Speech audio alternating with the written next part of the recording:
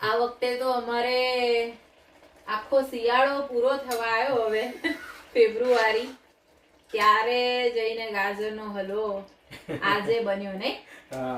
દઉં 2 વાર લેવા ગયેલા ને કદાચ ગાજર, બટ મળ્યા નહીં. એટલે હતા પણ અહીંયા કેનેડામાં બીજા ઓરેન્જ કલરના પણ હોય છે, બાકી એનાથી ગાજરનો હલવો આપણને એટલો ટેસ્ટી, આપણે જે બનાવીએ એટલો ટેસ્ટી નહીં બનતો.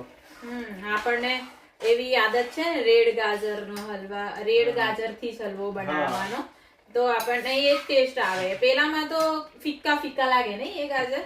અહીંયા એ મને તો એ ગાજર જ ભાવતા નહીં, ખબર નહીં, બધા તો સબ્જી બનાવીને ખાય. એને એકચ્યુઅલમાં ગાજર ના કેવું છે, એને છે નામ મોડો આપી દેવો જોઈએ. સાચી વાત છે નહીં. કોઈ ટેસ્ટ જ નહીં એમાં. હા, ઇન્ડિયામાં બધા મેરેજમાં જઈને સ્વીટ ખાવ છો ને, તો હું અહીંયા ઘરે જ બનાવીને ખાઉં છું.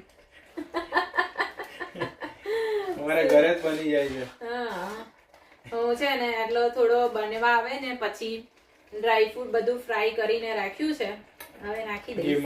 હા, ઘીમાં. ચલો, જેને ગાજરનો હલવો ખાવો હોય એ આવી જજો કેનેડા.